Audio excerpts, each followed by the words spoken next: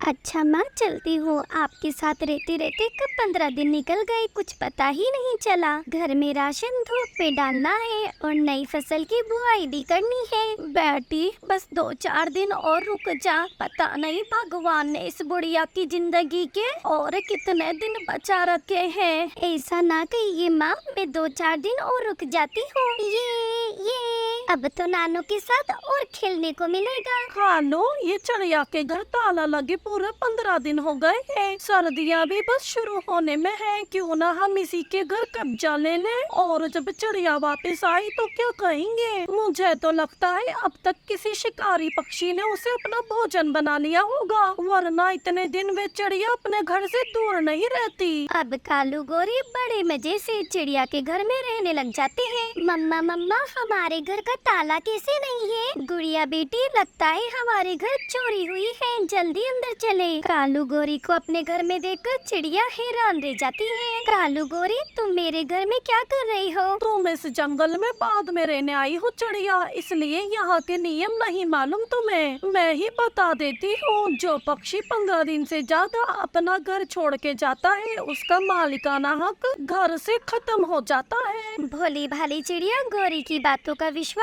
आसानी से कर लेती है। अब क्या मुँह तक रही हो, निकलो हमारे घर से, हमारा आराम खराब न करो। गोरी कालू की बात का विश्वास कर चिड़िया वहाँ से चली जाती है। मम्मा मम्मा, अब हम क्या करेंगे? सर्दियाँ तो बस शुरू होने वाली है। गुड़िया बेटी, जंगल की लकड़ियों में अब तक नमी आ गई होगी, घर बनाओ भी तो कैसे बनाओ? ए ऊपर वाले, कुछ तो दया कर हम माँ बेटी पर। रानो और उसकी बेटी की सारी बातें पास पड़ी हुई जादुई रेलगाड़ी सुन लेती है और उन्हें अपने पास बुलाती है। मेरे अंदर आ जाओ नन्ही चिड़िया, मैं जादुई ट्रेन हूँ, तुम्हें किसी चीज की कोई कमी नहीं होगी। फिर रानो चिड़िया अपनी बेटी के साथ उसी जादुई ट्रेन में अपना गुजर बसर करती है। कालू जी, आज जब पानी पीने गई तो देखा वो छोटी चिड़िया जंगल में बेकार पड़े ट्रेन के डब्बे को ही अपना रेन बसेरा बनाए हुए है। पत्नी जी, मुझे डर है चिड़िया ने कहीं किसी से पूछ लिया 15 दिन के नियम के बारे में तो ये घर हमारे हाथ से गया समझो। गौरी गौरी कवि कहते हैं मुझे भी। कालू जी, घर की जरूरत जिंदा लोगों को पड़ती है, ना कि मरे हुए को। कहना क्या चाहती हो पत्नी जी? आपकी काय काय तो मेरी समझ के बाहर है। पति जी, आज रात ही इस चिड़िया को ट्रेन के डब्बे सहित जला देते हैं। जंगल में वैसे भी उस बेकार ट्रेन के डब्बे को किसी को न पड़ी, और चिड़िया तो वैसे भी 15 दिन से लापता चल रही थी, किसी को हम पर शक भी नहीं होगा। रात होते से ही कालू गोरी ट्रेन जलाने निकल पड़ते हैं। कालू गोरी की चाल से बेखबर चिड़िया बड़े ही चैन से अपने डब्बे में सोई हुई होती है। जैसे ही कालू ट्रेन में आग लगाता है, गोरी की पूंछ में आग लग जाती है। हाय, मर गई कालू, ये क्या किया?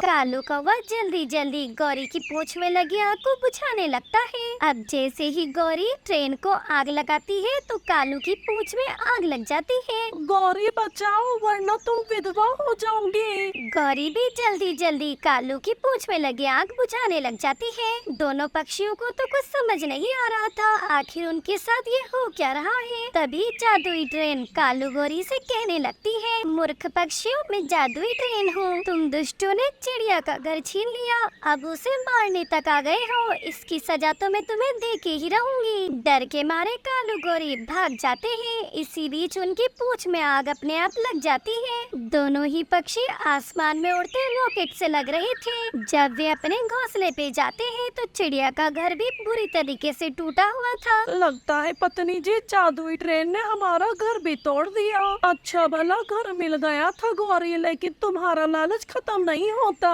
अब ना तो हमारा घर रहा और ना ही पूंछ। तो दोस्तों, देखा आपने कैसे कालू गोरी को अपनी की सजा मिली। नेकी करने वाले का ऊपर वाला कभी साथ नहीं छोड़ता। ऐसी ही नई नई कहानियों के लिए मेरा ये नया चैनल जरूर सब्सक्राइब करें।